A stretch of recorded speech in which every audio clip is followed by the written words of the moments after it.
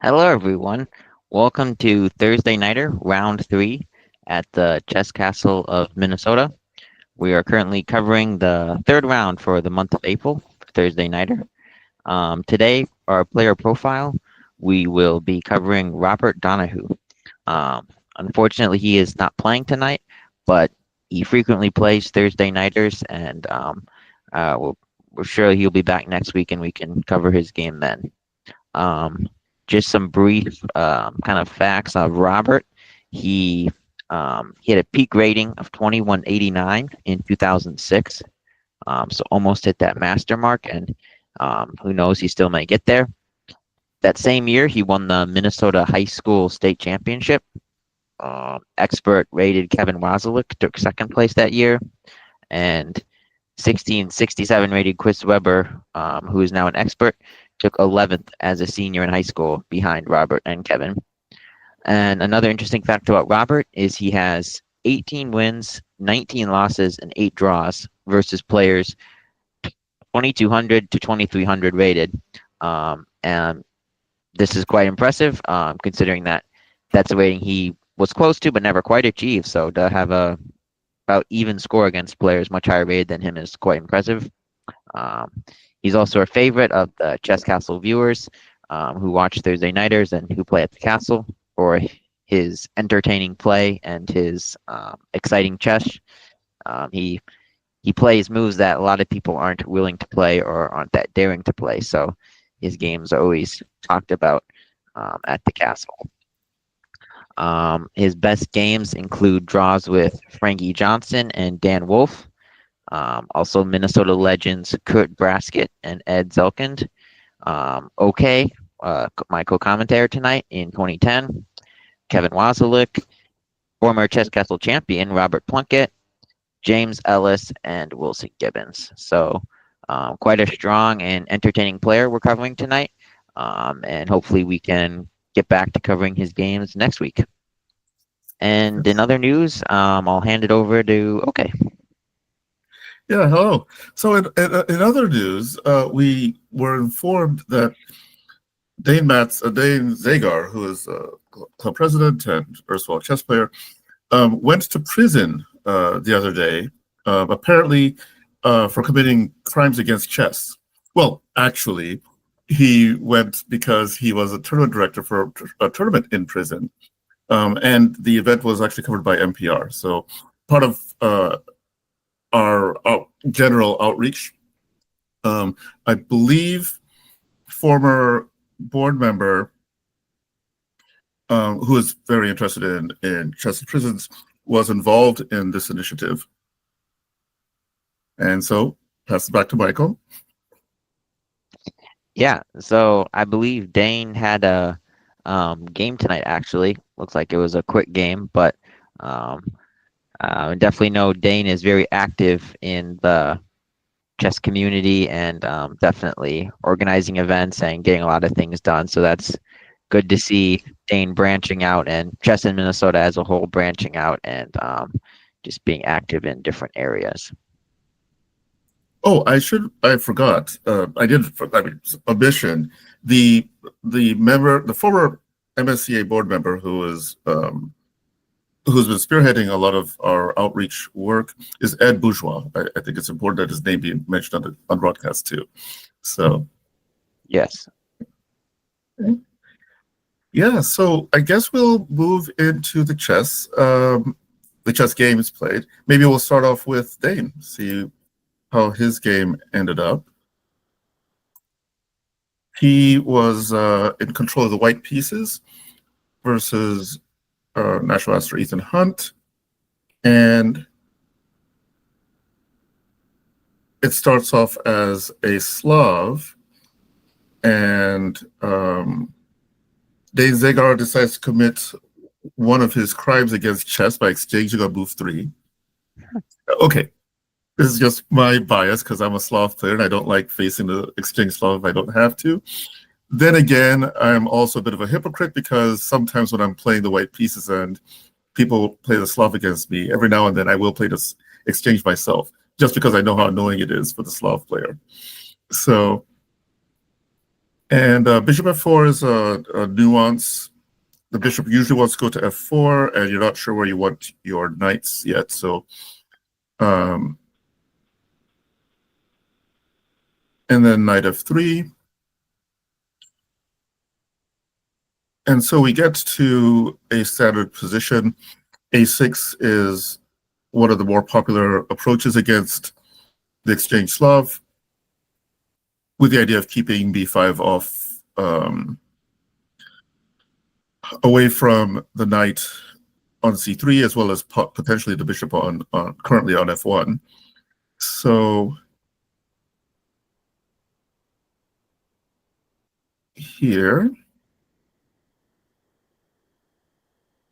all right, and bishop d6 is a bit interesting.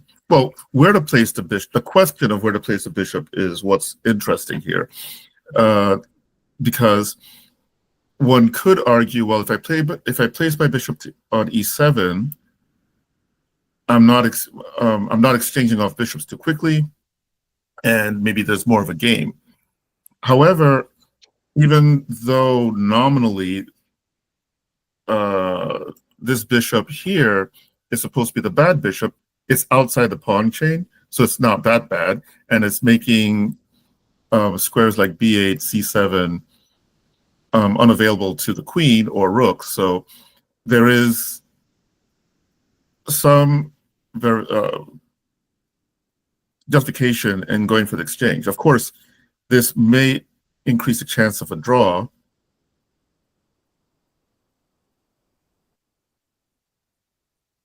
And so white is trying to put some pressure on black's queen side. And black plays actively, putting his knight in the center.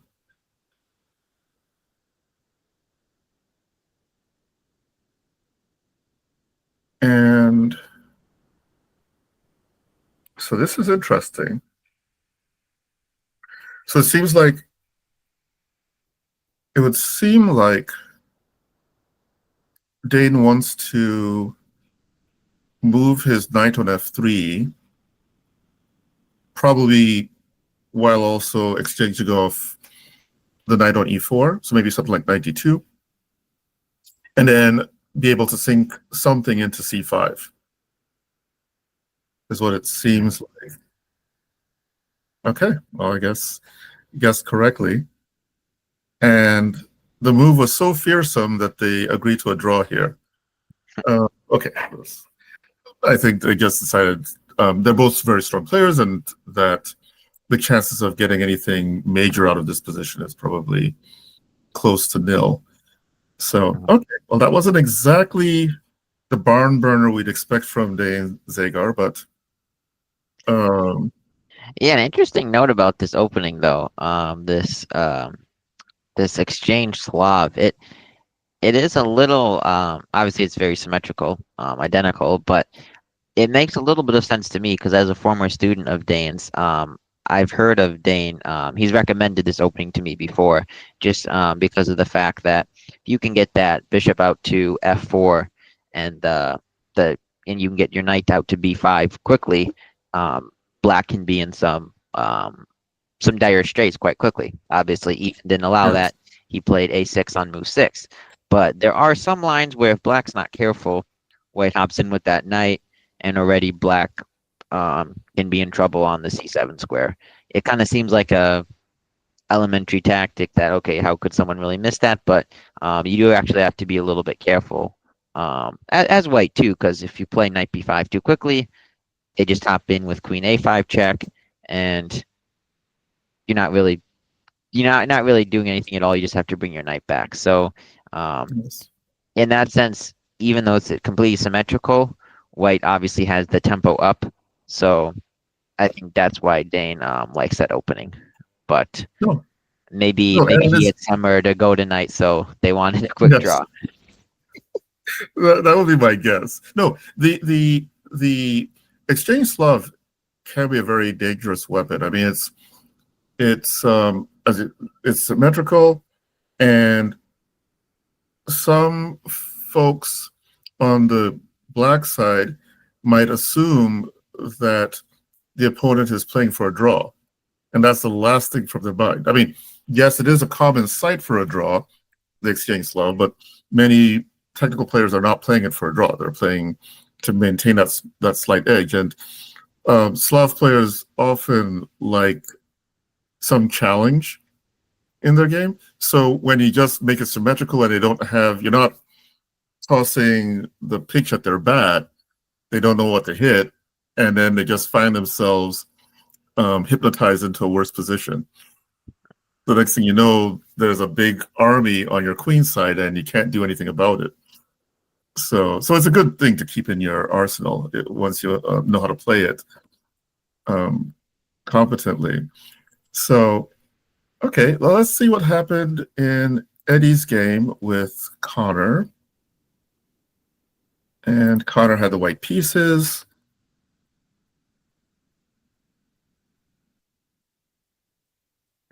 Interesting. See, Did Connor play e4 against Dane last week? I think he did, if my memory serves me correctly. Yeah. So he just plays everything then. Or that could be. I've never played him, so I can't voice an exact opinion. Or he knows he's playing the guy who plays everything, so he knows it doesn't matter what he plays. That could be an Yes. alternative as well. Yes, quite right. Okay. And so we are in.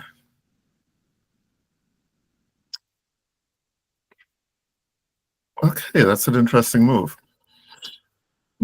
Um,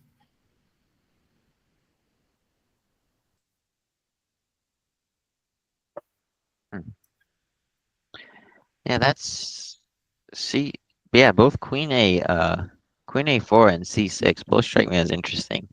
I yeah, I mean, first of all, you usually don't bring the queen out that early. Obviously, there's always exceptions to the standard rules, but and then after, so Queen A4 surprised me a little bit, but then C6 also surprised me. I thought maybe you could just get Bishop D7 and maybe even Bishop C6. which is maybe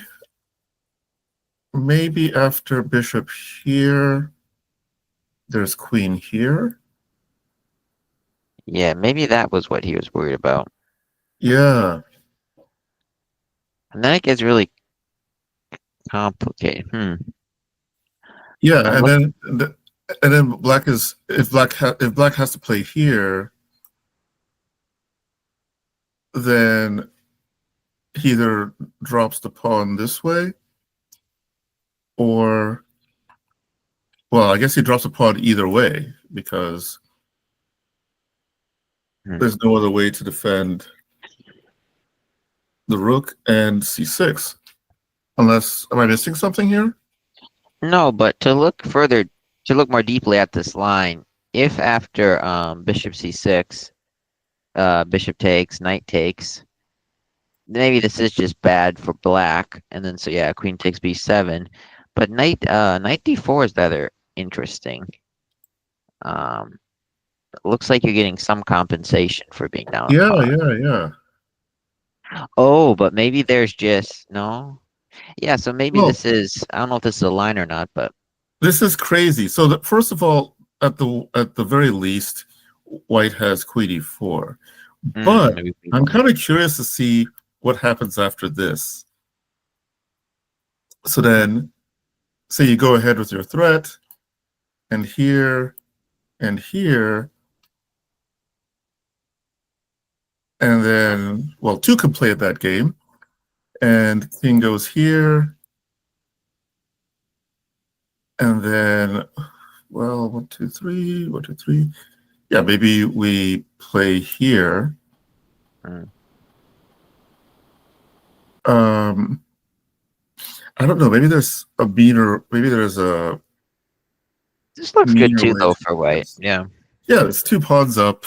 In fact, maybe we could probably even play it this way, but then the knight could get trapped in there. So I think playing it this way is probably better.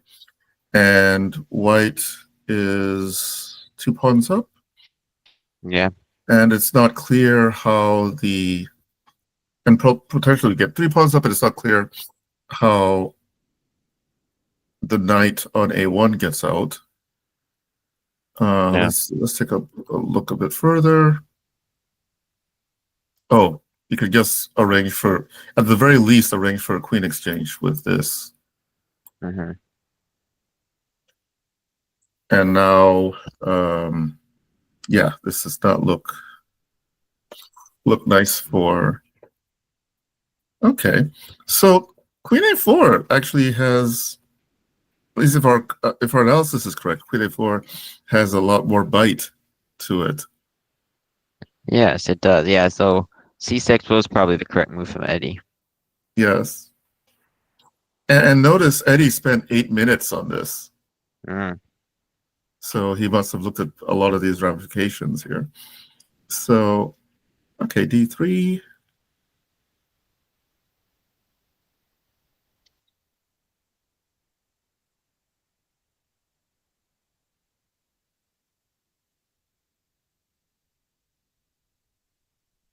I to be frank, I don't even know what I'm looking at since I'm not a English player. I never play C4. So and Queen A4 is obviously, like we noted, maybe a slightly unusual move, so this is completely new territory for me. Yes. So what's going on? What I think is going on is, so after c6, which is a bit of a concession, now c6 is not available to Black's knight, and he still has to think about how he's going to develop his queen side. A lot of times in English, well, depending on how Black responds, but most commonly White will play for some queenside pressure, and ideas might include rook b1, b4, b5, and by playing c6, by inducing c6 with the bishop already on that long diagonal, b5 might have some extra strength to it.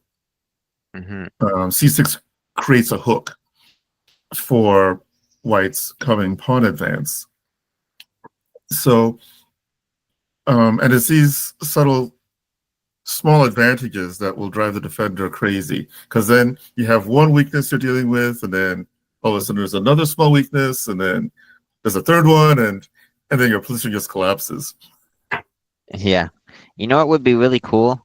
If Mm. this is wild, but if somehow someday we could get these players on for interviews, because to Yes, know what they're thinking, like that's a deep concept that you noted, that getting that hook in the position, that C6 pawn. Like, I wonder if Connor played Queen A4 for that very purpose. I mean, I could see that being the case, but obviously we might never know. yes, yes. All we have right now is conjecture. So maybe we could ask the boss if that's something that can be set up at some point in time. Yes. So, so yeah, so then of course both sides are completing their development, and then 97, which is another. I mean, it's probably a necessary thing. You don't know where the bishop's going to be, and with the queen on the queen side already, and White potentially preparing for a queenside attack, maybe the bishop on c8 is already well developed where it is to help in defending that side of the board. So 97 makes sense, and developing with tempo. And interestingly, he plays queen a3, which might have been aimed against a5. So, often Black is going to play knight c5, and it wants to play a5 to secure the knight's position. The advantage of queen a3 versus something like queen c2, now this happens. And if this happens, then White is already going to find it a bit more difficult to get his pawns moving on the queen side. For example, he probably has to consider this first, because if he plays this, now this could hamstring the whole queen side. Because now if you're going to play b4, then Black always has the opportunity to play A takes B, and white will be left with a weak, um, an isolated A pawn. Hmm. So the problem, though, is that after this, you want to make sure that this isn't allowing tactical issues along this diagonal. Hmm. So, so Queen A3 to me shows that Connor is paying attention to every nuance here. I'm not going Yes. to let you get A5 in because, of course, A5, unless white um, has his birthday today, would not be something that black should be considering, right? So then he gets A5 in, so he gets B4 in, chasing the knight back, and then can continue consider continuing with B5 immediately, or however he wants to proceed. So Queen A3 seems to be a very fine move to me. Yeah, very nice. So then E4 happens. Okay, I did this last time. So E4 happens, which is also, I think, a principled move. White is preparing action on the wing, and Black's development is already is already focused on the center. So he figures he should start some play in the center himself before the rot sets in. Hmm. And so he has some play now, but he's not equal yet. Oh. Yeah, I do slightly prefer white because black, that D pawn's obviously, like, right now it's a bit weak. If you ever push it, um, you preferably don't want to have to take back with the D pawns, and you're left with classic like IQP. So Yeah. if he ever does push it, I would assume he'd want to push it soon enough so that the queen can take back. But if Connor can get his rooks, at least one of his rooks on the D file in time, then that D pawn for Eddie is going to be a little bit of a problem. In other news, it's good that he's able to get his bishop on G7. Both his bishops now are more open than they were because of the trades, but I think that's slightly more setbacks than positives for Eddie so far. And from Eddie's point of view, as he pointed out, his pieces now have more activity, and I think that's for him a higher priority than anything else, allowing his pieces to move. And so even if he has a small weakness on D6, he probably feels it's justified if he can create some sort of tactical thing. But yeah, I agree. I prefer to be white here. Queen E7. Okay, so he wants to get his rook to D8, it seems like. Okay. And so white is preparing probably for B4 Mhm. and is now doubly covering C3 so the knight can come in after B4.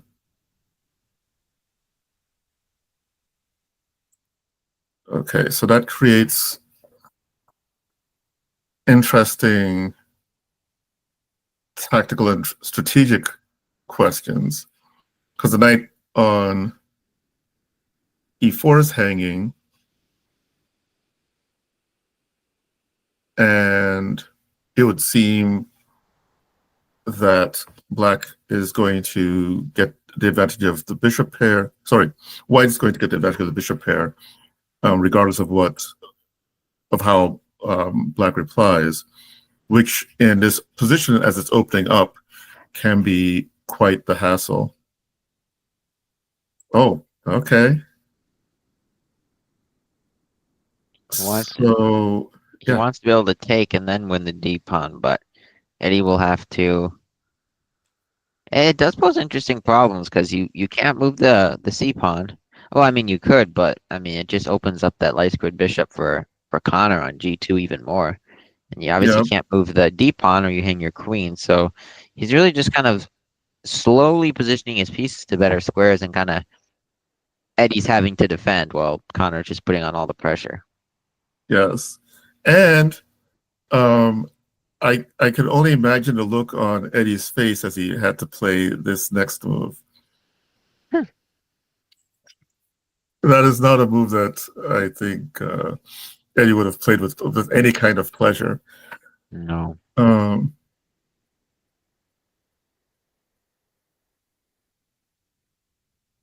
wow. Just methodically putting pressure on the D file and D pawn. Hmm. With Oh, the maybe idea the that, Apon's hanging at the end. Yeah. yep.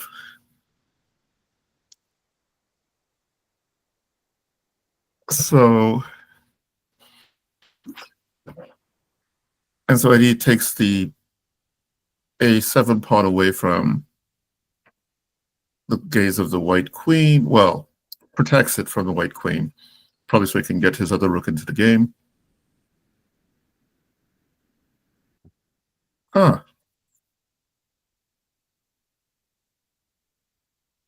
Oh, wow. This is a masterclass in attacking the opponent's pawn structure right here.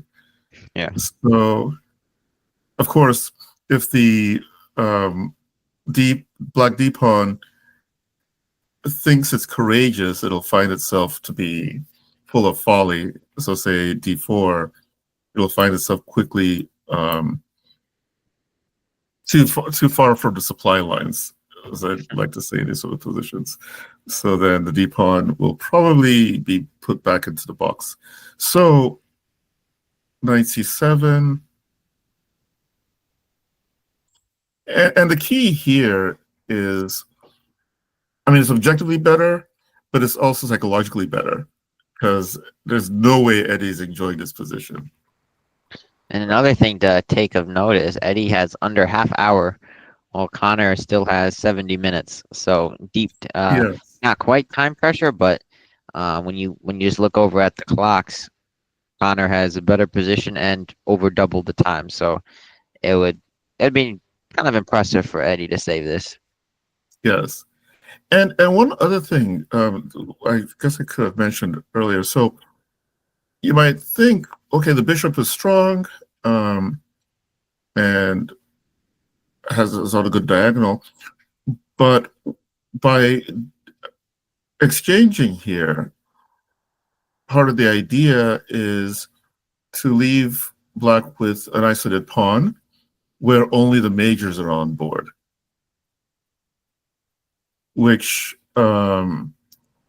makes it's actually more difficult than if it were minors on board, because the majors don't want to spend their life babysitting pawns if they don't have to, and now they do because of the weak d pawn. However, it should be noted that the d pawn is isolated, but it's also passed. Mhm. So White has to be careful that he doesn't. Uh, how did the he keeps the criminal under lock and key? Yeah. So, Mm-hmm. oh, that's why. Just like that, and the pawn's gone. Yes. Hmm. Yeah, I guess it is just a pawn. If rook d7, if we do quick calculations, rook takes, and then rook takes, and then if the queen takes, black's queen could come in to b2, and then white might still be slightly better there, but black is equalizing material. But if rook takes, rook takes, rook takes, then queen e1 check, king g2, I mean queen e4 check, but then queen f3 F3, yeah. saves everything on the diagonal. So yeah, should be a free pawn for Eddie if he just grabs. I mean for Connor if he just grabs that. Which is apparently what happened. Yeah. Oh wow. like we predicted the variation. So and and so there's a pawn up with the better chances, but he still has to win.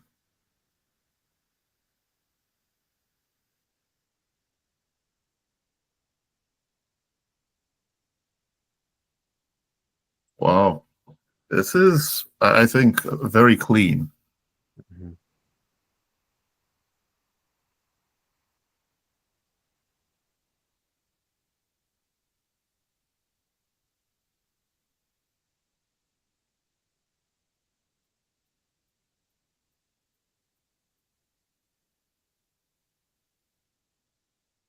Ouch.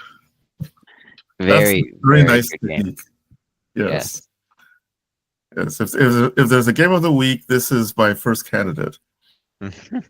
Yes. Okay, granted, the earlier game we looked at probably wouldn't be on the candidate list. But okay, so now let's go to Jonah Butler versus Nate Hoover. And And of note, Nate is playing 2 games tonight, everyone. So, um, oh, he is multitasking to put it mildly. So so he's doing another simul. he's doing another simul.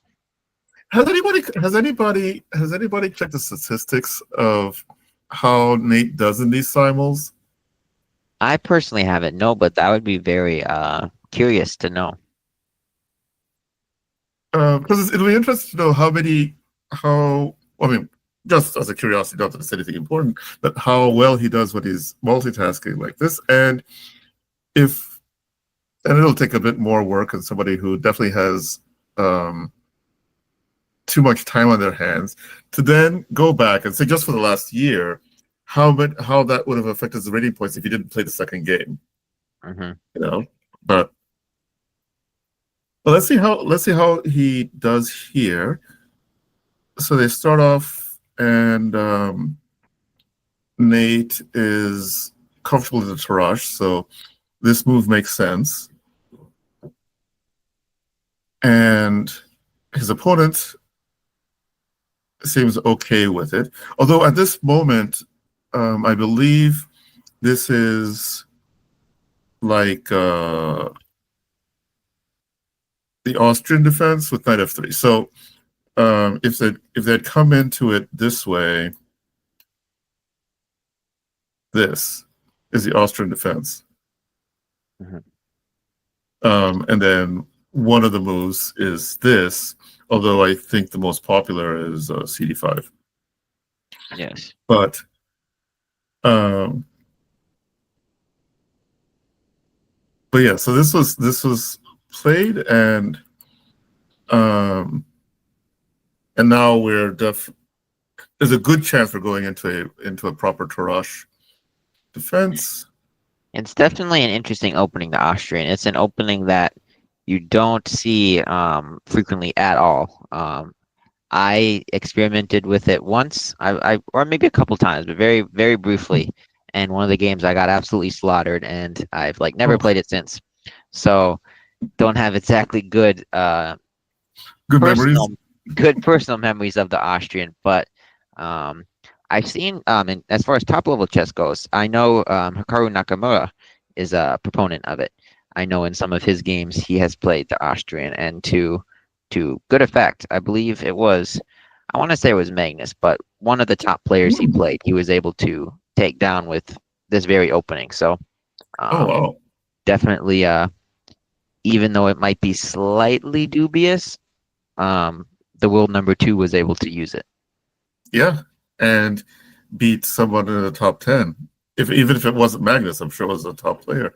So Yeah. yeah, it's not to be joked with, and I think, I mean, I don't know enough about the theory of playing a straight Austrian defense, but it appears like it's a low risk approach because most players on the white side are going to want to steer towards uh, something more familiar, and so the most important part of the Austrian defense is probably being comfortable in the Tarrasch. Unless when you played it, did you play with the idea of not allowing the Taraj to show up, or did it not? Did it not cross your mind at the time? Oh, yeah, it personally didn't cross my mind. It was something I should have looked into in greater detail, but I wanted to. I remember at the time I just wanted to switch things up. So without too much opening preparation, I ventured into it, much to my Okay. chagrin. But Okay. So now we have a Taraj, but not the most popular way to play the Taraj, which for white usually involves fianchettoing the bishop on g2. But this is also a valid way to play. And for his part, I believe Black could have played this going to a semi-Taraj, I think, although this doesn't look like a good version of the semi-Taraj. Something about it seems a bit off. Actually, yeah, this. because am I crazy, or if knight takes d5, does that transpose into like a um the name of the openings escapes me, but like a e4, knight takes c3, takes c3, takes d4, takes d4, and queen a4 check, queen a5 check. I'm forgetting the name of Yeah, that yeah, opening. the semi-Taraj. Yeah, that's what I charge. So I think the line you're thinking of um, is like so, so, so, so, so, so here, Mm-hmm. here, um, here maybe. It's No, something this along is these lines. something along these lines. I think I got the move order wrong. Maybe it's knight f6 first. Yeah, it's knight f6 before e6. Yeah. Yes. So, oops,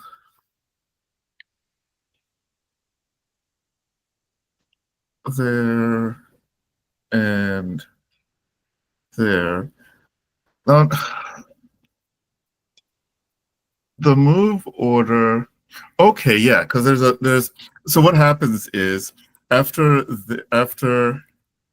d4, d5, c4, e6, knight c3, e6, then um that still seems wrong. Oh, you know what? I probably recognize it more from this move order. So then that happens, and this, and then here.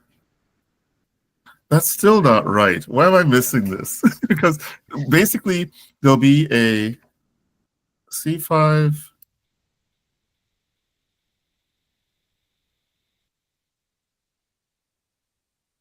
knight c3, knight here, knight here. This is it. And there. Okay. Finally got to it. So then here, here, here, here, and then here. Yes. This is the position. Yeah, so this is semi-Taraj. And then bishop d2, here and here. Um, and this can lead to interesting positions. So some years ago, I remember there was a battle, I think, between Aronian and Kramnik, where they're looking at this stuff quite a bit and showing the latest wrinkles. There's a famous game which is supposed to be like a model for playing this position. I believe it was Polygaevsky versus Tal, maybe, from way back in the day. And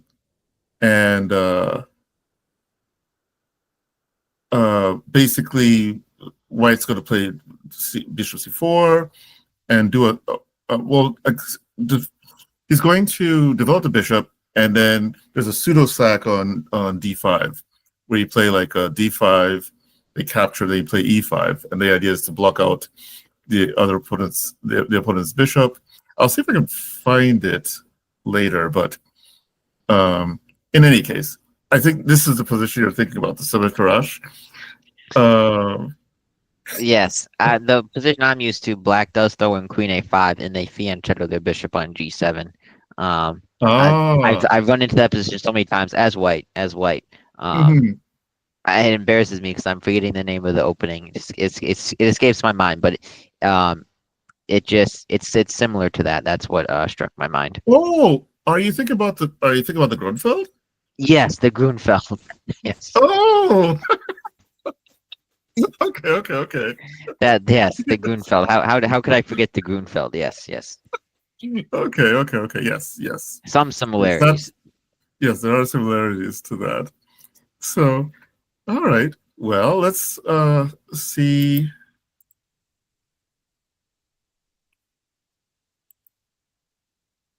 Okay, how this developed. And so we've got a regular, irregular Tarrasch. So it's not that common to play both E3 and G3 in this position. Usually you're going to choose, I mean, at least in the early going, right? Sometimes the the bishop on C1 wants E3 available to it, or it wants to make its way out to G5. Um, so if you're intending to play G3, then you usually leave your pawn on E2. If you're going to play with E3, then one potential development plan will be to put the bishop on E2. So your queen can still spy this guy. And then you might want to play something like B3 and bishop B2 to get that developed. And then in this case, the pawn on E3, if you do create an IQP position, the pawn on E3 is already ready to keep this guy from moving forward. Hmm.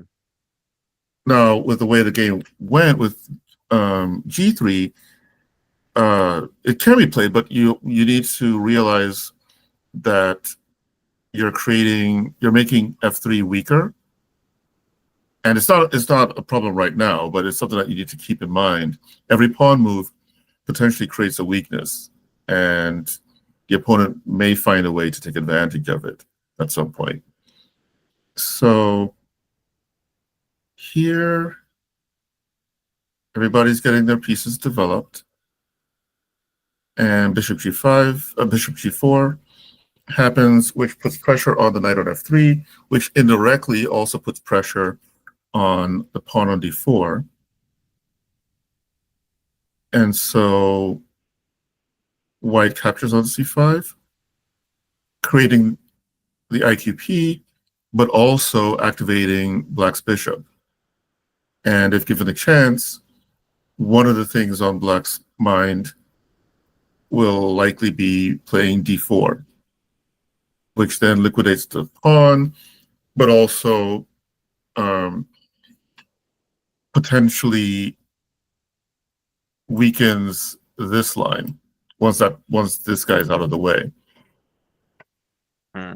If you can afford to do that without having all the pieces exchanged off, right? Because that's the other thing. You don't want to for black to make the most advantage of his development of active pieces. He probably wants to keep the pieces on the board. So Yeah. so I 92 like I happens. like 92. I like 92. Because as you mentioned, you want to really stop black from playing D4 if you can help it. Yes. Because I think if we just do simple counting, um, black is I think a move ahead in development already. So Yeah. if you let him get D4, and not only are they getting rid of their weakness, but I mean they're just gonna probably have a slightly better position heading into a middle game slash end game. So I was thinking, yeah, either knight E2 or knight B5, blockade that pawn, get B3, bishop B2, plant a knight on D4, and then you're Kind of similar to the Connor game. You're just in a slightly better position. Mhm.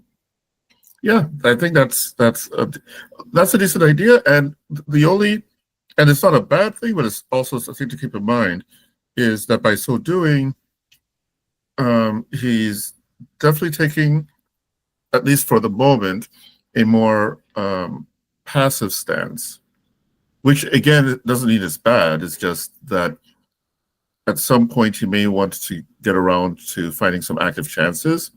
But for the moment, because he's behind the development, he should prevent D4 from happening. So I think 92 is decent from that standpoint. And then once White can get his pieces into the game, then he can now look for ways to get more active himself.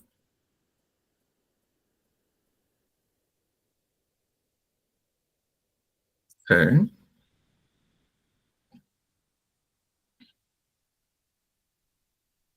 And so White wants to. It looks like either White is trying to boot the bishop away from there or keep the knight from going into d4. And so if we just pause for the moment here, black black looks at least a little better, right? Um, yes, he has an isolated queen pawn, but everything else about his position is a bit better than White's. Each of his pieces is placed a bit more actively than White's pieces. It's not enough to win with yet, but it does mean that White needs to take care. And it seems like that was not the way to take care. Okay, let's see what's going on here. So, and I did not, I did not foresee that right away.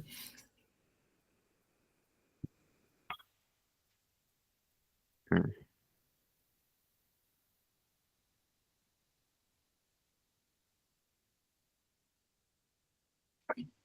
I'm guessing rook takes is slightly better. I'm not Yeah, sure. rook takes. It seems like it might be slightly better.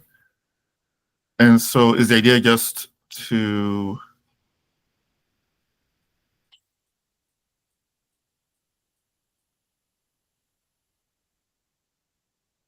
So he wanted the rook and the two pawns for the two pieces. Yeah, that's interesting. It is an interesting decision. I agree. Yes.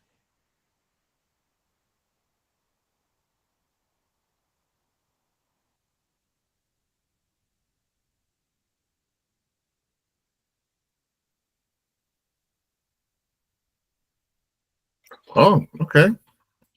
So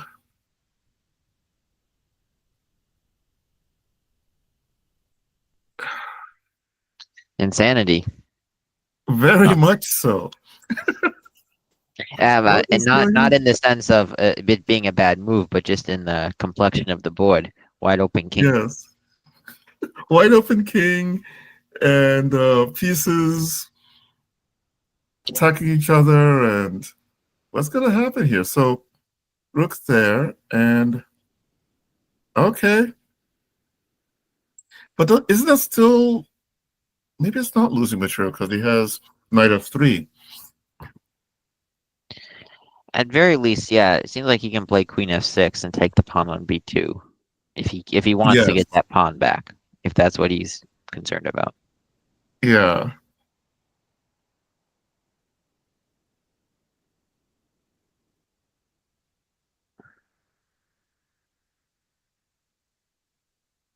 okay. So so white. So at the moment, white is nominally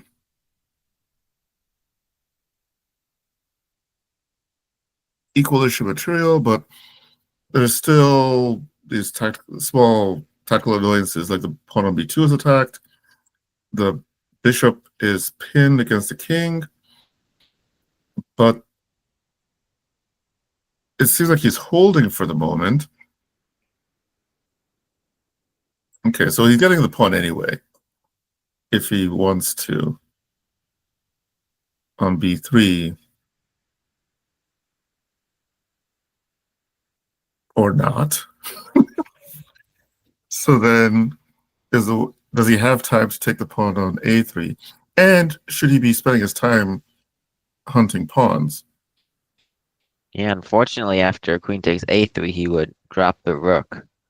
The queen e8, Yes, king h7, yes. and queen e4 check. The queen e4 check, yes. Very nice. That's a nice trap. And so Nathan wants to get a pawn, and so goes for it that way. And then Jonah sets another trap for him, because rook a4, then queen e8, and then you win the rook for free. Um,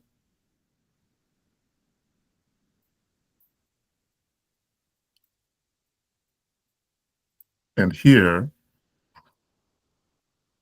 so somehow he's managed to save save his pawn. Oops, I went ahead too far. Okay, so here, there.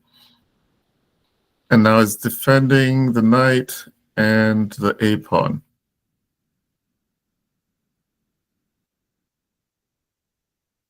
So does that give up 2 pieces for the rook?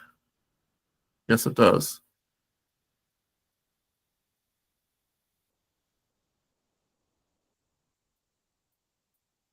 And after all of that mess, black's 2 pawns up.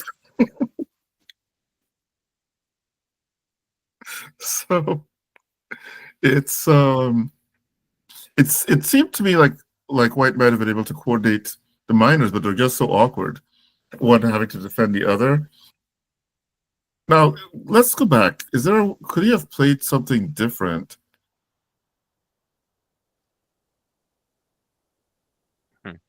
Yeah, it's definitely always interesting when you have these material imbalances. Um, you hear the GMs talk about it at the top level when they need something decisive. Mm-hmm. At the top level, especially, it's crazy. They're so good that it's most of their games are draws, and they need some slight imbalance to win a game. Um, where in this level, obviously these players are good, but obviously not top GM level. We have a material imbalance, but um, who knows what will happen. And ultimately Nate emerges up upon. But yeah, I mean on first glance, since it is a bit unusual, it's not obvious to see if either side can break through. But I mean, at this moment, I think black. I think white might have gotten too much into a defensive mood, because it seems to me if this is legal, then he wins a pawn and protects his knight. Of course, I haven't seen too far, but okay. So say this happens. Now the knight's defended. If he comes back to here, um, now maybe white just allows him to take the 2 pieces, and now he's the one who's a pawn up in the queen and pawn ending. yes, or maybe Queen f5, just trying to trade queens. Um, might not be quite Yeah. as good, but it definitely does look like white has options here. Queen takes b7 or queen f5 maybe. Oh, but he drops that pawn, so it's complex. Yes, it is complex. Um, but yeah, I think after, so yes, at this moment, after this, maybe queen e8 is a way to play. Keep the queen active. Because when he plays here, he's actually doing another self pin. Um, and then Nathan creates another pin, so that, and at this point, it's not clear that, yeah, maybe this might have been the turning point right here. Well, it's basically in a sort of zugzwang. Yes, You don't. I mean, it's not much you can do. exactly. So then here, and yeah. So after this, I would expect Nathan to get the job done. And so I would expect this to end in 0-1. We'll come back to it later. As long as Nate can make it from board to board in his allotted time, it looks like he'll get the dub here. Yes. I think the only thing constraining him would be his physical abilities, right? Um, so, so let's see what happens in Ronan versus National Master Babcock. Let's go here. And so this game starts as a, we don't know if it's a King's Indian or Grunfeld, but black is open to either. And white takes a London approach against it, is always popular. And now we have the King's Indian approach versus the London, which can be quite scary for white. And now, okay, maybe this is more like a ready versus the London.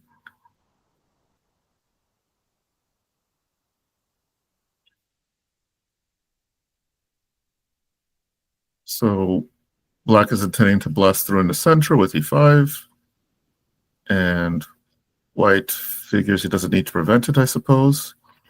And black decides, well, maybe not yet. I'm not sure. Maybe tactically it's not even working to play e5 right away. And I was wondering. I don't know how. It seems difficult to stop e5. Don't know how white can do too much about it.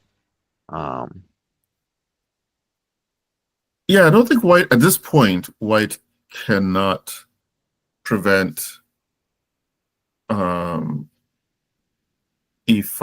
And often white, so white played h3, and part of the reason is to give the bishop a cubbyhole, which sometimes you just see the strong players take that bishop back to h2, even when it's not attacked.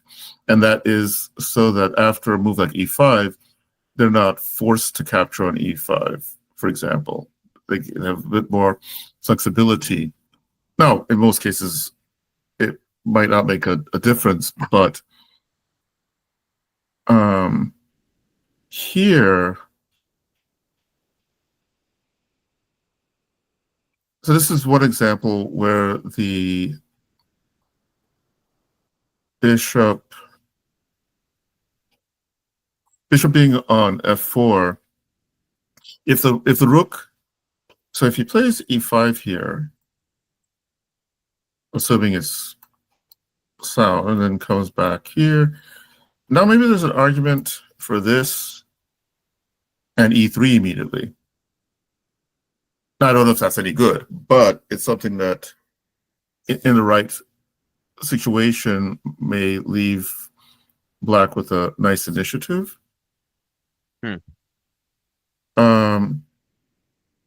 And if the bishop had been on h2, white might have been able to ignore it and allow black to make the decision about what to do in the center. Yes. Then again, I might, yeah.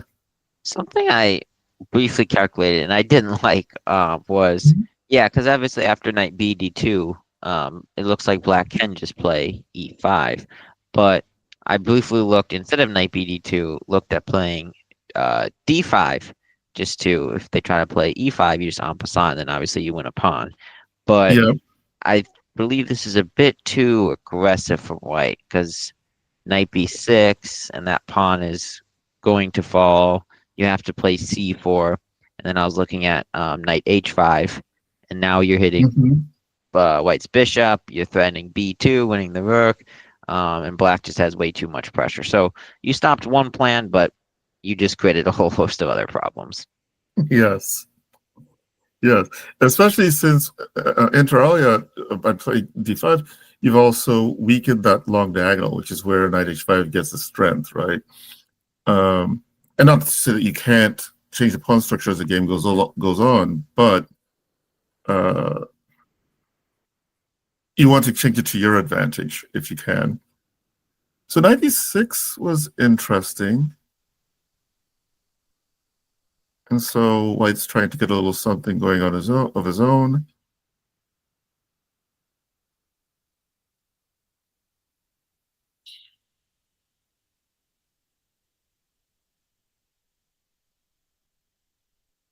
Okay. So everyone's getting their pieces to decent squares. Black seems to... Black's pieces are compact. White's pieces are not necessarily stepping on each other's toes. It's hard to say either side has an advantage per se here.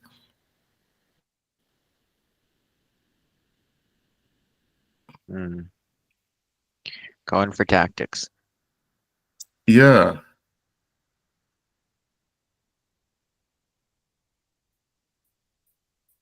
For a second, I was afraid of going to go for repetition, but it looks like Black wants to go knight g6 next, probably. I like these developments for White. It seems that so what White played knight h4 obviously to go knight g6 and hopefully win a pawn, but it really, in my opinion, it seems to have backfired because it seems that Black's only going to get their knight to a nicer square, like you mentioned, just g5, knight g6, and if we look at the past couple of moves, White has moved their knight from h4 back to f3, and Black's, in my opinion, improved their knight to a slightly better square. Yes. Pawn on g5, even though it's pushed right out in front of the king, Black's king isn't in any danger that I can see, so I quite like the last couple moves for Black. Yeah. If you would look at it as a transaction, Black's definitely come out ahead out of those couple of moves. And okay, so knight did come to g6.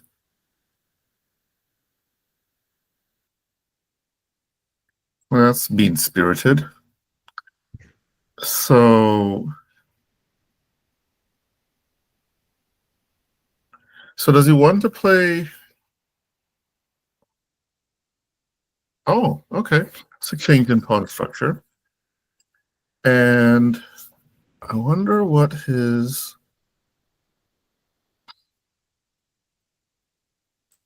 main idea is going to be. Well, I guess part of it is the e pawn is maybe safer now because the rooks are now doubled on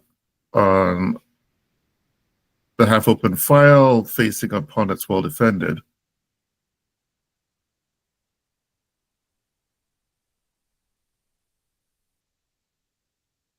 Hmm. Interesting. So this is going to be an interesting battle of sorts after that f6 move.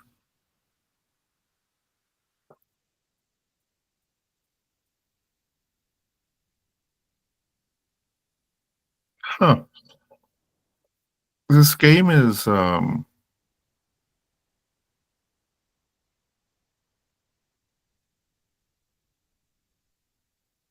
game has turned into something else. I'm not sure. Wow, let's go back a little bit if you don't mind. Yeah, I something a little weird happened here, in my opinion. Yes. So, I mean, it seems as if the position was maybe equal chances.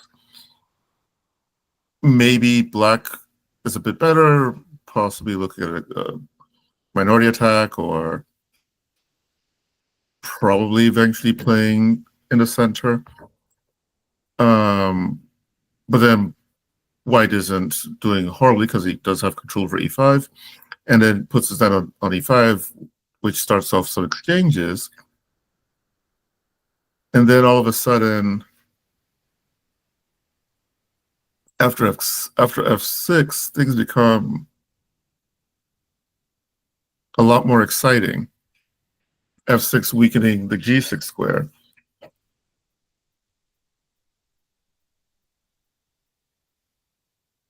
And now all of a sudden, white has an initiative.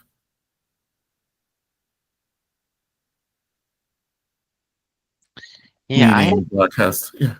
I had thought that back in that position there, I was wondering if he was just going to take once on e5 and then leave the tension. That's what I was considering. Yes. Taking with general practice is to take with the knight. When there's multiple choice of captures, generally we're taught, oh, take with the knight instead of the bishop. But I was actually wondering if he could take with the bishop. Maybe this isn't right, but take with the bishop, and then after the bishop takes e5, leaving the tension. It looks a little odd in the sense that, well, okay, white has the bishop for the knight, the bishop's on a decent diagonal, but it kind of seems to be a deception in the sense that the white bishop is just looking at empty squares. Um, he's not really targeting anything. So I mean, it was definitely forced. After knight e5, the queen's hit, the knight on g6 is hit. You obviously have to take. If you don't take, white's going to take your knight on g6 and you lose. So you either take with the knight or the bishop. And if you take with the knight, you're pretty much forcing all the pieces to get traded. And then your G pawn does look bad. You do look like you have a weak king side. But if you take with Yeah. just the one set of minors, specifically the bishop first, and leave the bishop for knight on, white black stands a better chance, it would seem, because now that bishop isn't so great, and the knight on g6 is actually blocking white's entrance on the light squares. And now Yeah. h4 can't be played. So maybe taking once and then leaving the tension would have been better for black. I think you're right. It seems as if, among other things, the by exchanging on e5 with the knight on e5, black, that's why the attack seemed to come out of nowhere. The knight on g6 was the best defender of the king right there, right? After the bishop gets exchanged off. So at least you leave one defender back. And yeah, after that, that's why the king suddenly appears the king's area seems very airy. And then f6 makes it even more so. And then h4, and I don't think it's a serious consideration to take that pawn. So you're likely going to allow the pawn to march forward another square, which then you're not going to allow, generally shouldn't be allowing queen g6 to happen. So all of a sudden, structurally, white seems to be doing a little bit better. That hold on e5. Um,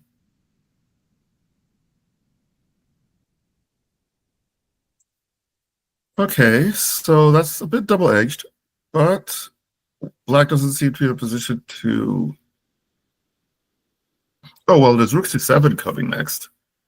So maybe that was a bit too hasty because black might be able to generate some counterplay now. Where is the queen going to go to? Hmm. Now, was there time trouble there, or is there? Oh, maybe the idea is you can leave the d pawn because the e pawn is going to hang. Yeah.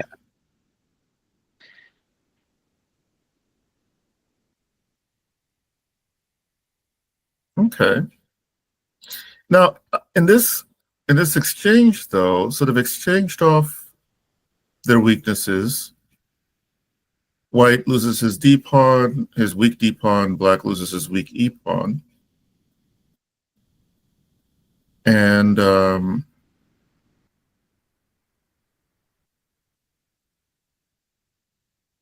queen e8.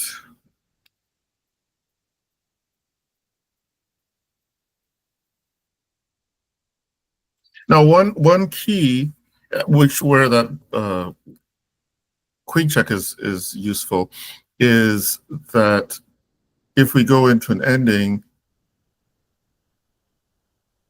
white doesn't want black to have his king too well placed. So a check makes sense, but it seems like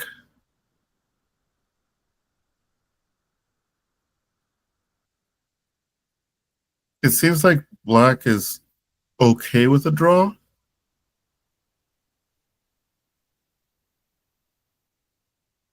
Going back and forth like that, it seems as if black's okay with the draw.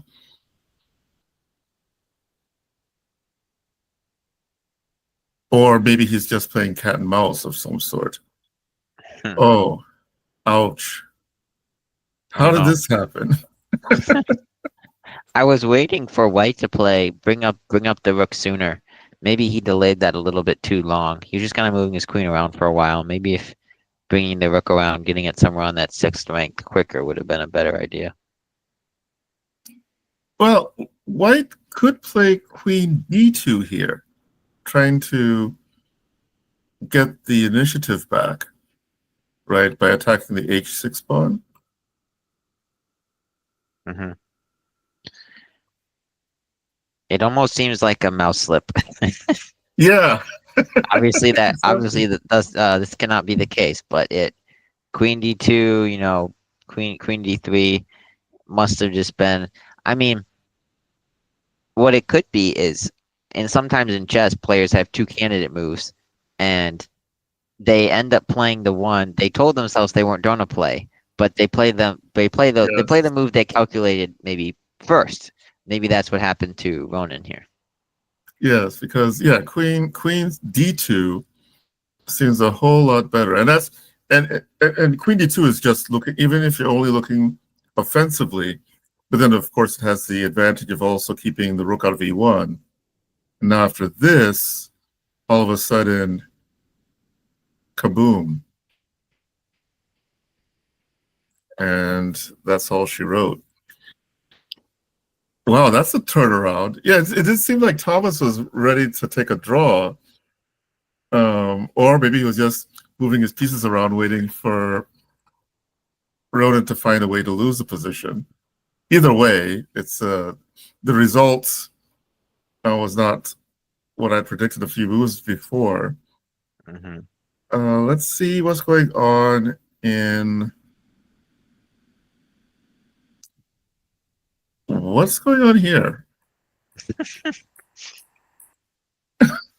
Another very interesting material imbalance.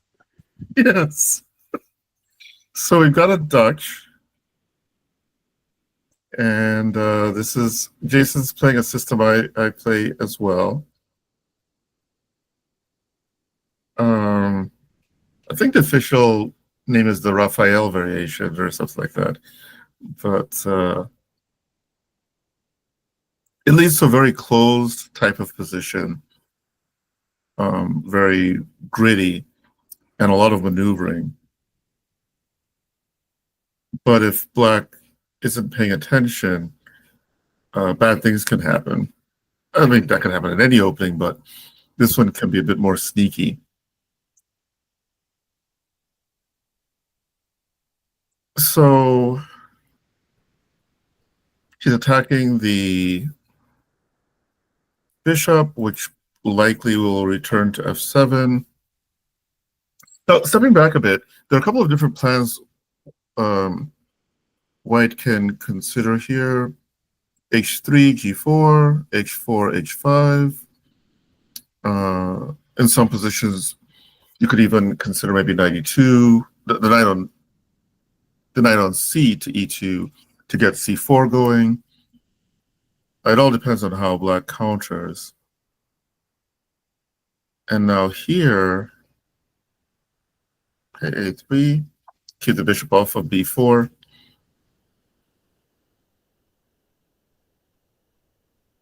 And as I said, there's often a lot of maneuvering.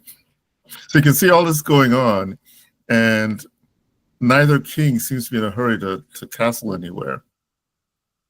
Hmm. We're at move 19. Oh, well, sorry, 14. And okay, now we're getting some middle game play, and I think we're still in the opening somehow. But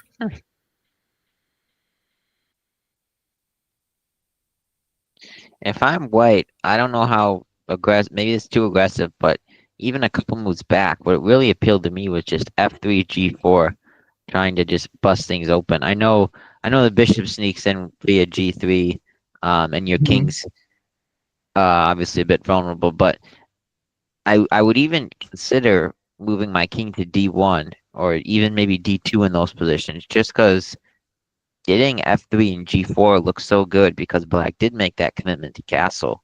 And now mhm. you kind of you're in a way forking the pawns on F5 and H5. So you're talking about in this, wait, sorry, in this position, sorry, here, right? Yeah, Mhm. like right here you might just drop the pawn, but at some point, going F3, G4, maybe even risking the check. Like I said, you need to watch Mhm. out because the H4 pawn's hanging, but F3, G4 should definitely be on White's radar because you're attacking those two pawns, F5 and H5, and it seems like you're gonna break through to the Black King at some point. Yes, I agree.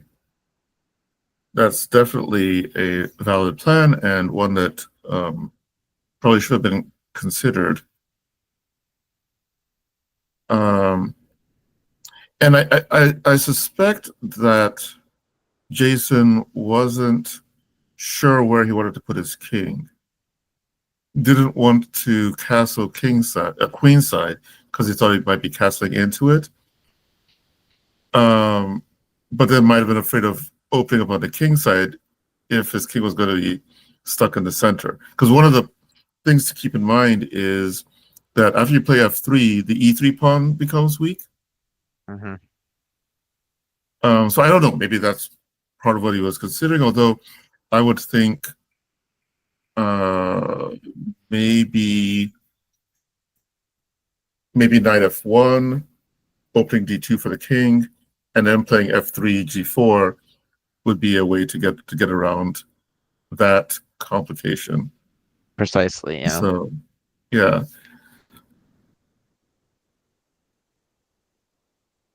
or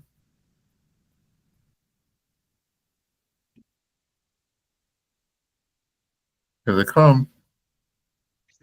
Black has to find some way to create activity, and with the white king in the center.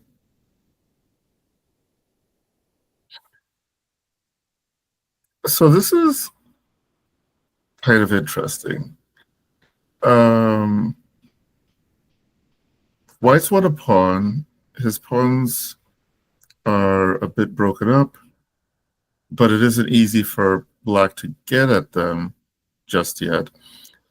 His king is disturbing the coordination a little bit, although I guess his rook could come out through h3 if need be. Um,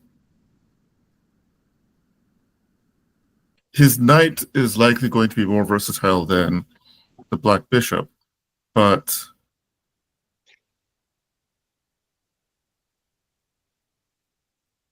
okay, so actually white's stock has gone up. His rooks are now connected. Yeah, I really preferred rook instead of rook e7 playing rook ec8.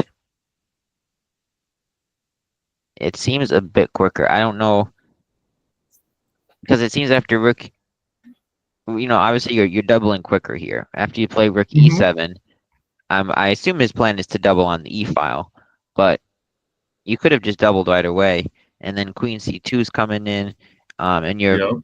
you're threatening the queen, and then if you end up trading queens, well then you're hitting their knight and you're hitting their pawn. It's a position where you sack two pawns, but you didn't sack two pawns, and now you're just going to eventually win the game. It's you sack two pawns, and now it seems you need to win those two pawns back to save yourself. So, Yes. because you're not going to quite checkmate that white king. So maybe this would have been slightly better I for agree. Torpy. I agree. Although it's sometimes difficult to go into such a position, material down, and then offer a trade of queens. Hmm. It might seem um, illogical to do so, but that might have been the best way to create some sort of initiative. Because yeah, Rook E7 seems a bit slow. Rook E7 with the idea of doubling on the E file, and besides that, also means that there's pressure taken off the B pawn. Yeah, I like White's position though. Mm-hmm. Yeah, White's position seems pretty decent.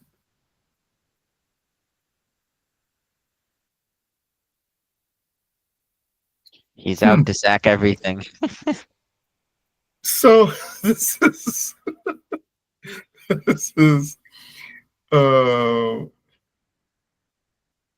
he's really going He's for it pot here. invested, as they would say in poker.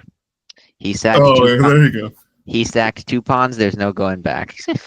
Yes. All in, yeah. All in. So or I think there's also a fancy French way to say it, va banque.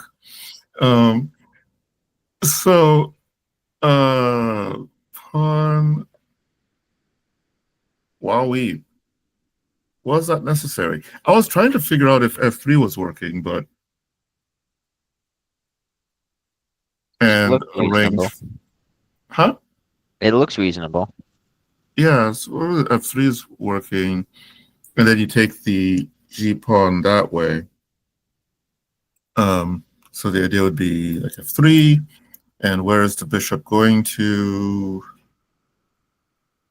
I don't know, here. And now you could exchange off, and if queen takes, can play pawn takes.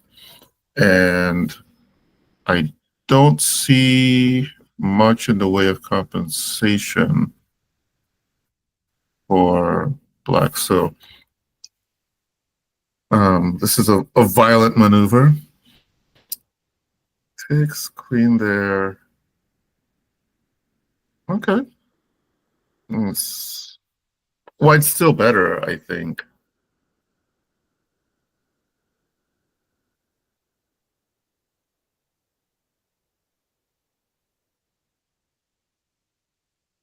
Wait a second. This is okay. Trying to mix it up here.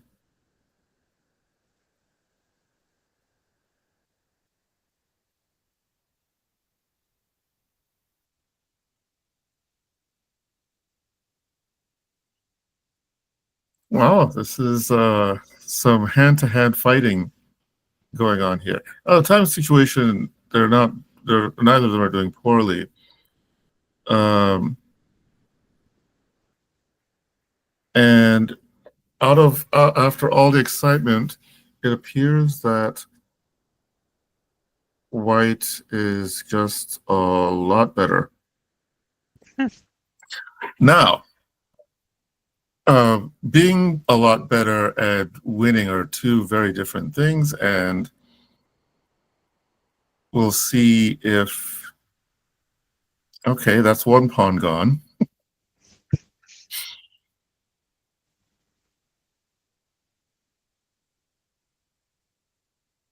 And that's another pawn gone. Yikes. All of a sudden, black's drawing chances have improved significantly.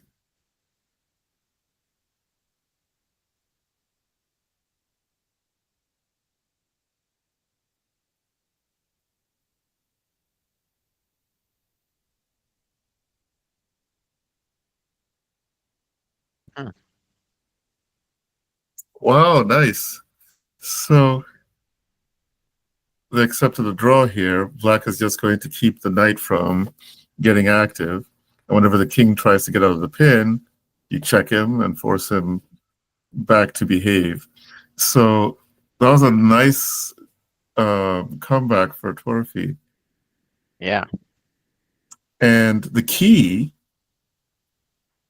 in my mind, was um, just getting active. I mean, obviously, Jason had to allow some of this to happen, but the fact that Torfi seemed committed to staying as active as he could um,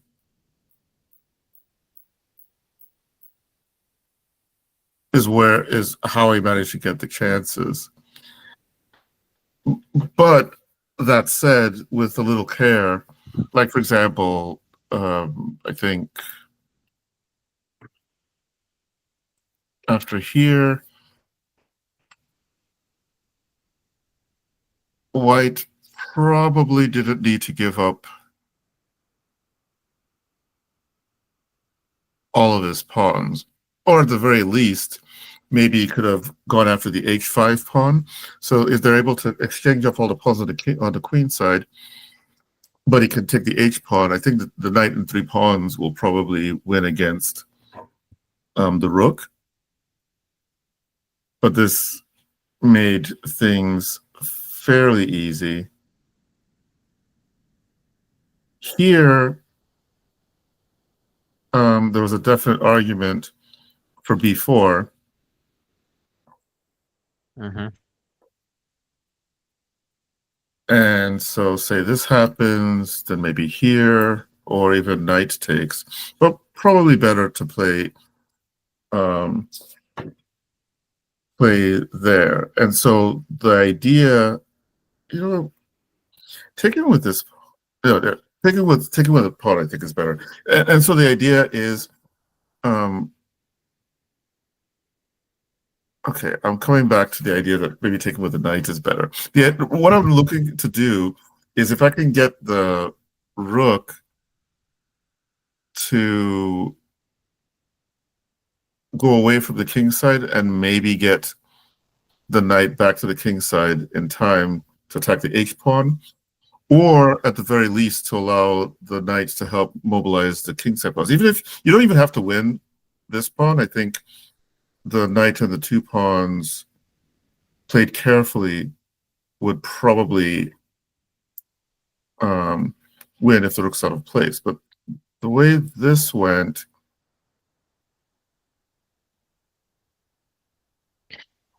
even here though, White should be able, I think with care, White should be able to win this. So let's see what happened that I'm of the allowed. same opinion. It kind of seems like White should be able to maybe not quite here anymore because now Black's king is active enough, but definitely back there where you're saying either takes b4 with the pawn or the knight. I slightly Yeah, prefer the pawn personally, but it seems like White should have still had a winning advantage there. Because even if you lose yeah, that b pawn, if you can win that h pawn, I mean a knight and 3 pawns, 3 connected passers, that has to be winning. yes, yeah. I think I'm liking pawn takes more now. Where I look at it, because it's hard for Black to get to it here, and we can use the next couple of moves to bring our king into the game. And once we can do that, then I think it's over. So yeah.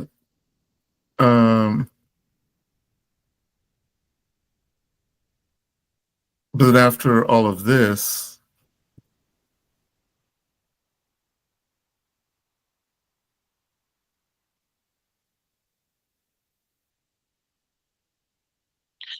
And then one last thing I would mention that's maybe interesting about this. When they traded those last set of pawns, I wonder, and I'm so ignorant in these specific endgames because I don't, I never, a knight and 2 pawns against a rook is very rare. But I'm wondering if taking with the knight here would mhm, provide any chances.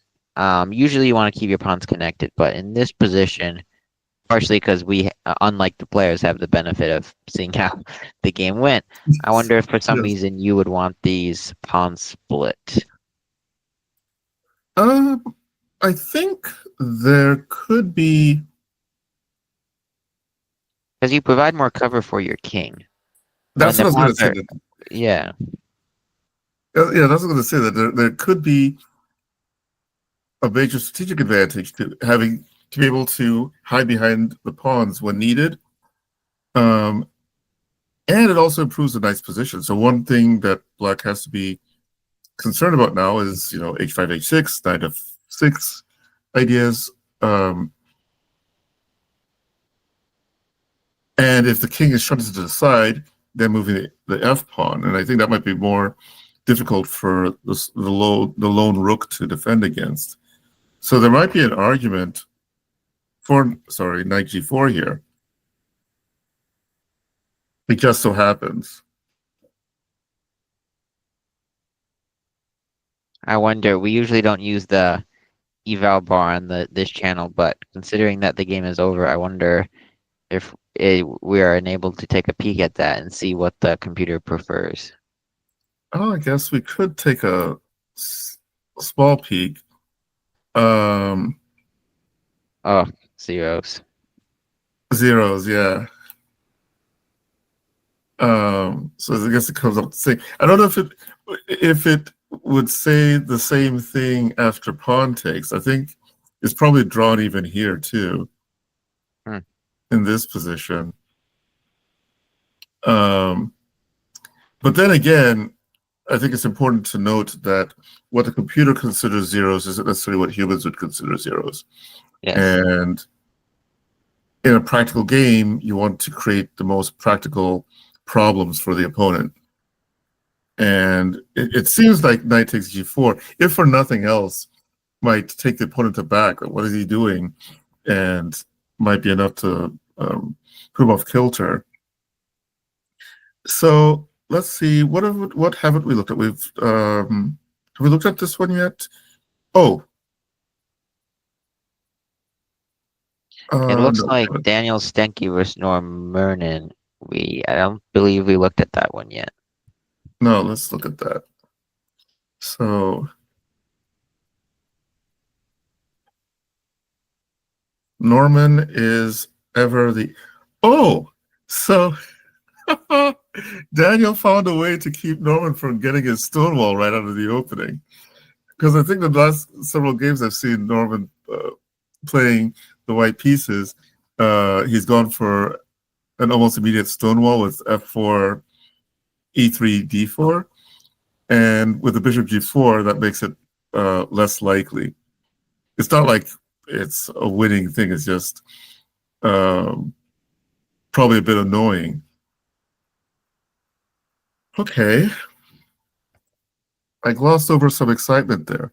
So queen a4 and knight d7 seems correct, especially if you know knight e5 is coming next.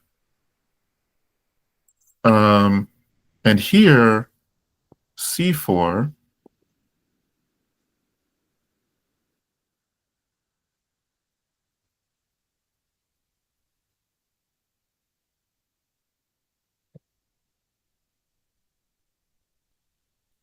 I like c4. I don't know. C4 seems. I kind of like that move. I mean, allowing the bishop to Yeah, get to b5. Like if, no, I like, but yes. like if Black moved his bishop to say h5 or f5, allowing bishop b5 seems a little suspect. It seems quite suspect. I think c4 is a great move. I'm just trying to find out if white had anything better than knight g4, and it seems not. So even though white was going for some activity there, it seems as if white is losing out in this transaction. So, and all of a sudden, black seems better. I would have pushed if I was white, if not if I was white away, but if I was right away, with b3, because white spent that one move, I believe, developing the knight, and he allowed Black to play a6, b5. But if he had played Yes. b3, Right that was the here. one, yeah, right here. That Yes. was the one kind of Right here. disadvantage, exactly. Yes. And in fact, b3 serves a couple of purposes. Black isn't ready to defend the b5 pawn with, sorry, the c4 pawn with the b5 pawn, and his knight is pinned, so he can't play knight b6. So black would have to, it would seem the reasonable approach would be capturing on b3, and then white has a choice of how to recapture, probably b3, and actually c4 would then be shown to have some weakness to it in terms of white now being the more of the master on the queen side. Not that white is winning. I'm not saying that. What I am saying though is that yes, it's important. You'll see this sort of thing in London and Torre type positions too, where black plays the c4 really early, and it's important that white fight back as soon as possible before black can create the consolidate his pawn structure over there. So yeah, I think knight d2 might have been, I don't want to call it lazy, but definitely wasn't paying attention to what was necessary in the position at that moment. And by the way, I think another advantage of b3 is that it does create this if need be. If you can't find any other better way to get the bishop out of the barracks, so to speak. So here, there, I mean, b3 is still possible, even here or at a later point.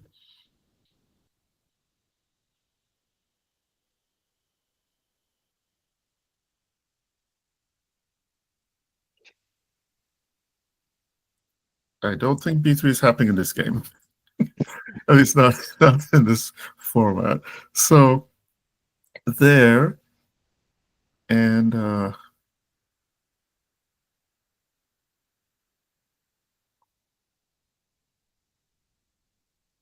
okay. So this is an interesting position. Black is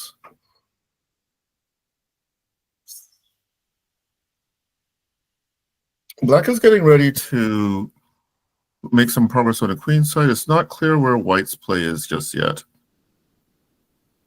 Well, he's not going to allow that to happen. So then rook takes. There. Wow. So at this moment, who would you prefer? White looks slightly better, but I think it's only an appearance. If I was black, I would probably play king f8, and then you get a move like rook e5, rook d8, and eventually black's trying to play f6. Well, Yep. I guess you got to watch out for f6 creates rook e6, and then your pawn on a6 is vulnerable. But black should be able to first bring his rook up to d6, then play f6, and then Yes. white's rook is kicked out and should be pretty drawish. Yes, that's my feeling as well. So, well, let's see in the game if king f8 was played, and then f4.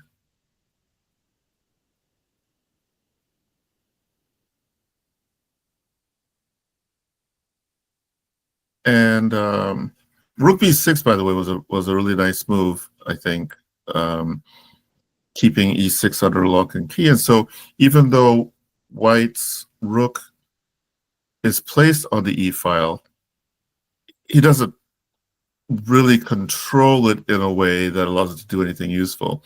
So black is getting his minority attack in, has now created a weakness on c3 that is going to take advantage of. But still, it's hard to make progress if white can keep black's king from getting in. I think. So let's see how this goes.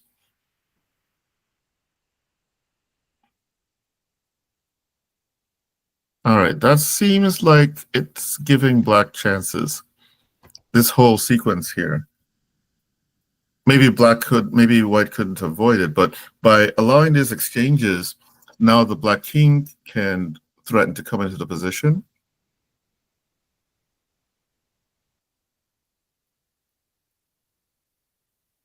and win a pawn. That was quick.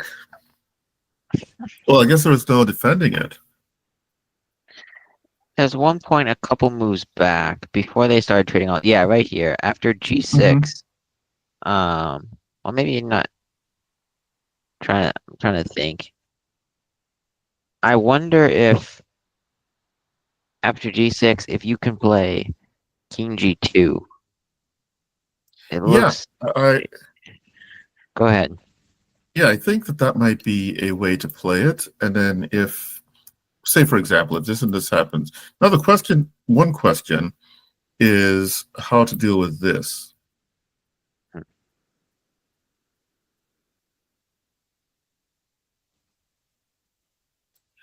And it's not trivial, really. I think H5. I mean, playing H5 might have been part of the problem because creating it just expands the perimeter that white has to guard in a way. I mean, if black didn't have G6, then it was probably not an issue. But because he has that, and because H6 right here isn't working either, he now has to allow the king to come up. And I don't know whether. And now the king is too. White's king is too slow to get to F4. Mm-hmm.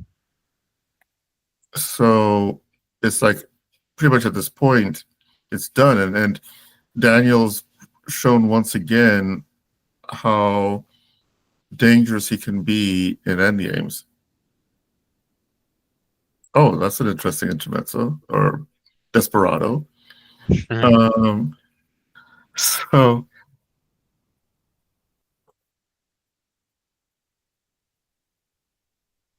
huh, Yeah, real subtle where it went wrong there. Pretty subtle. Not super obvious to see where. yes.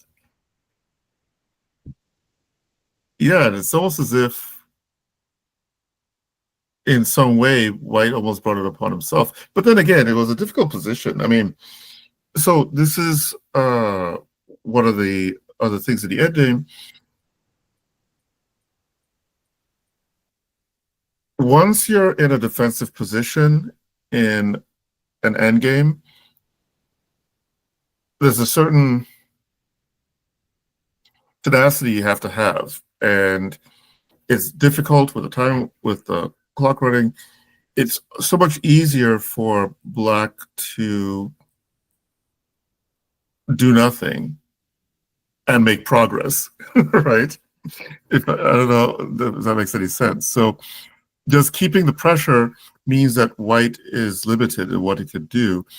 And once white found the opportunity to come to attack the pawn from this direction, so with the rook here, he's limited in the number of squares where he can do damage.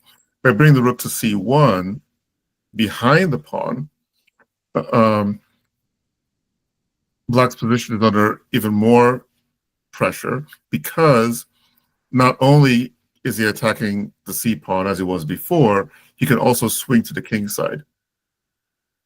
Yeah, maybe what the critical thing was is when, just as I look at it more, when Norm decided to play H5, and you kind of brought this topic up as well, his king is on F2. He could Mm-hmm. have played H5 when his king was on F4, because Black's checks are never really hurting him. I mean, rook h1, you always Yes. play king g3, so maybe making sure your king's on f4 and then considering h5, or just saying I'm gonna move my Yes. king from f4 to f3 forever, and the game's gonna end in a draw. In fact, if he had the same mantra of staying active always as much as possible, then in this position, I think this might have been the moment for king f4, right? And if he tries for this, now you can play this Hmm. if that's the only way to defend it. And here, I think it's difficult to see how Black makes any further progress.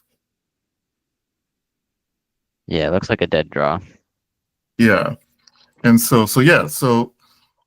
um, and now with the king, I remember losing a game against I think it was Arvind, where I had a choice of king moves, clock's running under pressure, and my instinct was to bring the king back. And it turned out that bringing the king forward, even if I didn't see the exact moves, would have been the best practical chance. And it turned out that concretely there was one particular line that I could have availed myself of if my king was more active. And so I guess the mantra should always be stay as active as you can. You can't have opportunities to mate the opponent if your opponent's king is on the other side of the board from where your pieces are.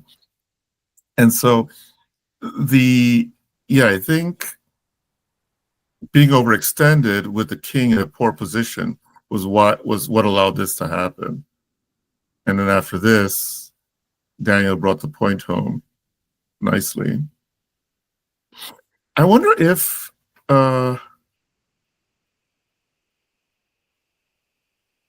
yeah, this is fine.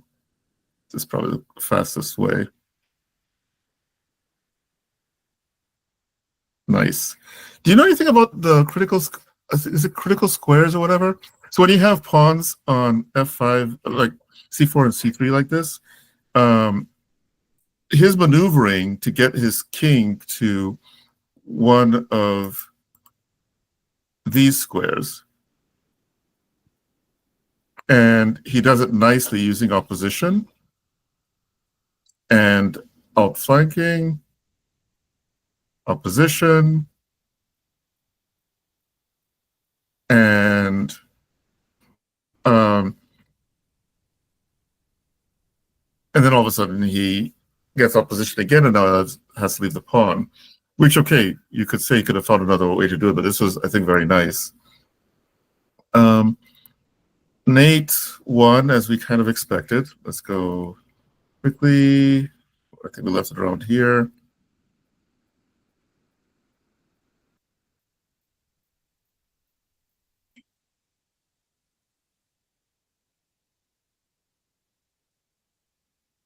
All right. And the opponent waited for the second queen to appear before resigning. And then we have, I think, one last one.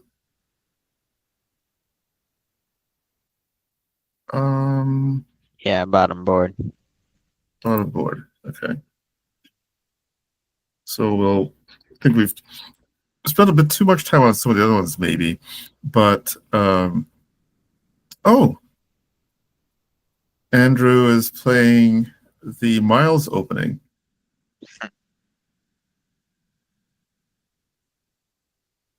Okay, so this is a nice position for white. It's not a bad position for black either, but it's a nice position for white. White has everything developed and has his pieces pointing in the right direction and gains more space in the center. And black is at a bit of a loss as to how to get his pieces in good position, it seems. Mm.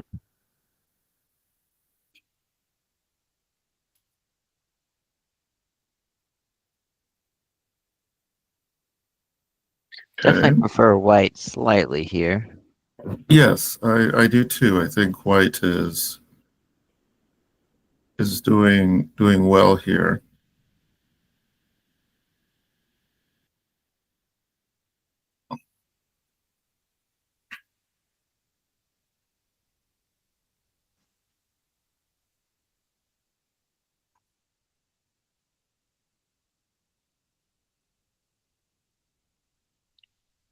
Probably have to just So take that. yeah, I would just take that and uh,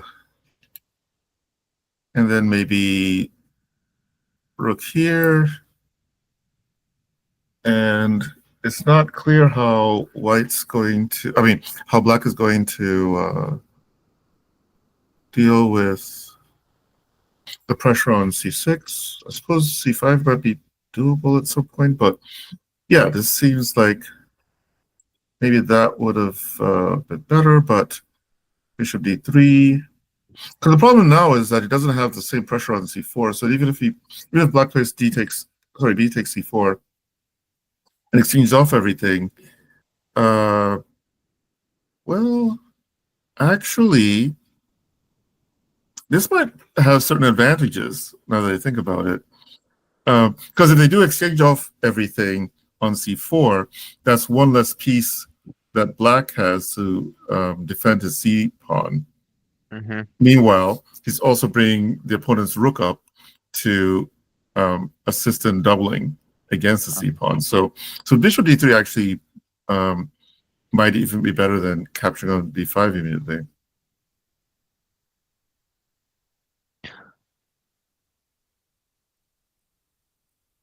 Hmm. Okay, so he's taking advantage of the pin against the d pawn. Yeah, the more I looked at it, I actually, yeah, I think we were right in the beginning, taking on b5 right away. Yes. Because as even maybe a move sooner, after bishop d3, c5 is made possible. So, Yes. Yep, that is quite true. And now all of a sudden, um, black is the one with the pressure against the opponent's pawn structure. So, oh, okay. It's not really free. He's threatening bishop a4. So that's kind of cute. And in any case, the bishop on c4, if the bishop were to capture on c4, there's always a desperado bishop h7, regaining the pawn. And this is a bit topsy-turvy, this game. So, uh,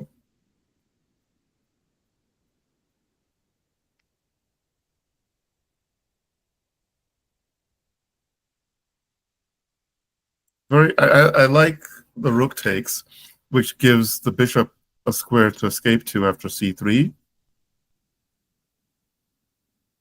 Although that might not even be necessary in this game. We'll see. Rook check. Okay.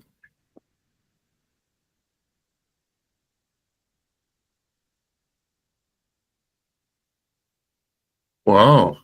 Are we going to see an upset in this one? looks like it. But those pawns are scary. Oh, the game's over. So let's see. Yeah, we'll quickly. Oh, okay. What? Could he have played B? Is B2 working? It looks We got a like piece there's. back, maybe.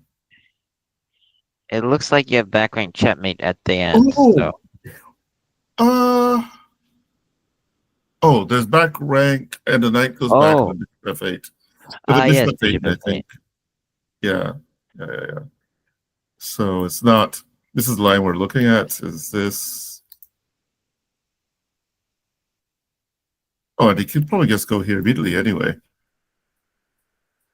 But then here, now you probably need to capture here and here and here, and white is winning. So okay, and it's there, and he gives up the pawn the piece anyway.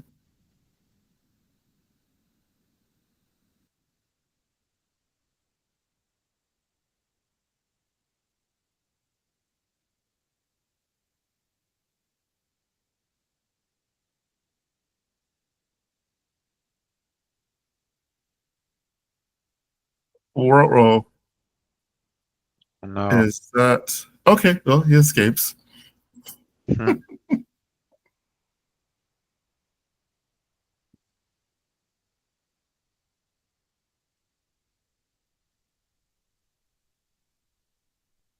A lot of dancing. Yes. Okay. Uh-oh. This is getting hairy.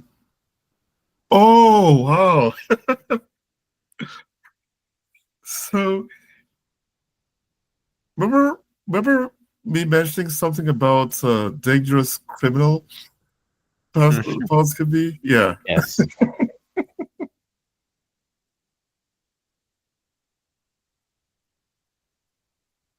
What a wild one. that's a wild one for sure. Well, I think we've finished. I think we looked at all the games that of note. Maybe this one. Yes, But this is the yeah, one we looked at. did Oh, we look at actually, this this one? is we didn't look at this one. Yeah, I This is believe this one was the only one we haven't seen yet. yes, and this one was actually a true Tarash, um, and using the Bishop G2 system, which can be rather theoretical.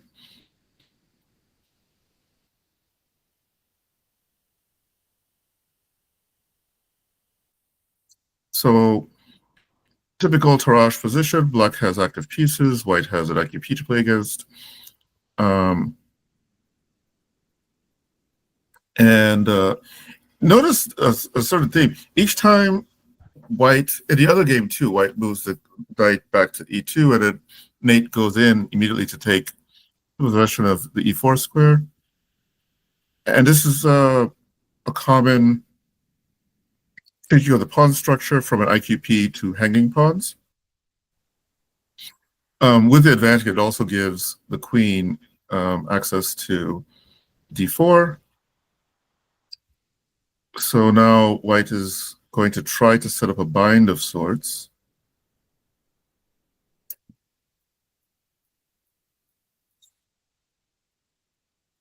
Wow. White might be getting the better of black here. I don't know about that one. I think maybe even something like bishop d4 or knight f4. Anyway, so he plays there.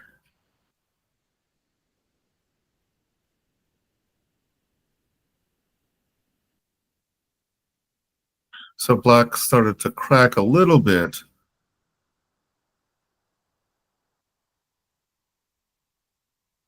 Wow. Thomas is really putting on a fight here.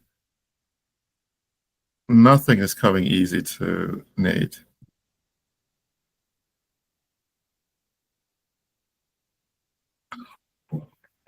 Actually, I'm wondering how we got the result we got.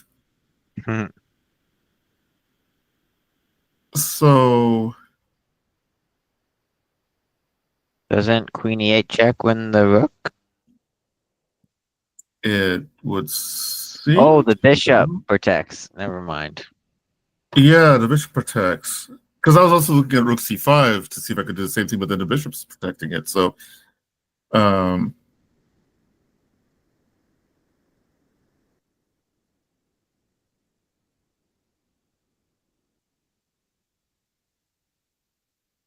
this is a fight. Hmm. Oh Oh, no. That's very cheeky. Okay, that's how that happened.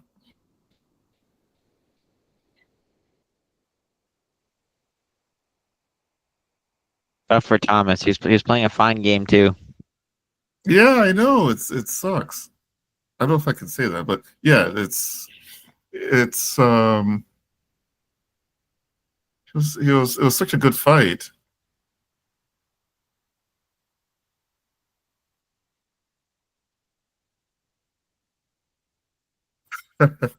Okay, I was wondering what's going on. If rook takes, then queen takes, and then you capture back on d7, and it's winning. So here and now, all white needs to do is find ways to make black's life miserable, and I think he found it. Mhm. Okay, so the rest was technique.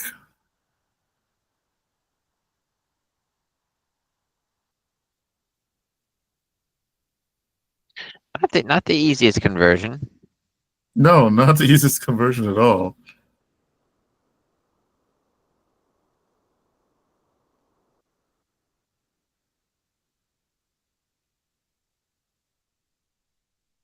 Oh, okay. Yeah, now it's over. Okay. Well, again, a bunch of interesting games this week. Uh, and this is round three, right? What do we Yeah. have easy access to the standings yet? Um, Maybe not easy access, but it looks like click on the players' names here. Oh, um, It looks like it might Nate's be- 4 out of 5, thanks to his simuling. oh, Connor how do you is do three out of that? three. I go to players, so I'm under Thursday Nighter Okay, round got it. three. Yep, I So see that now. Connor's having a great month, so she's up 23 elo points. Um, Cool. And Nate Hoover too. So I'm 4 out of 5. So this is okay, very good. Yeah. So it's interesting games all around. Maybe even the draw on boards two had its interesting moments. Um, and so I think it's time we can adjourn to next week. something just something to add at the end here. We have this is sponsored by Chess Goals, is something that association with the Chess Castle here. We very much appreciate them. It's simple chess courses for non-grandmasters. Um, you can learn complete repertoires in under 100 lines.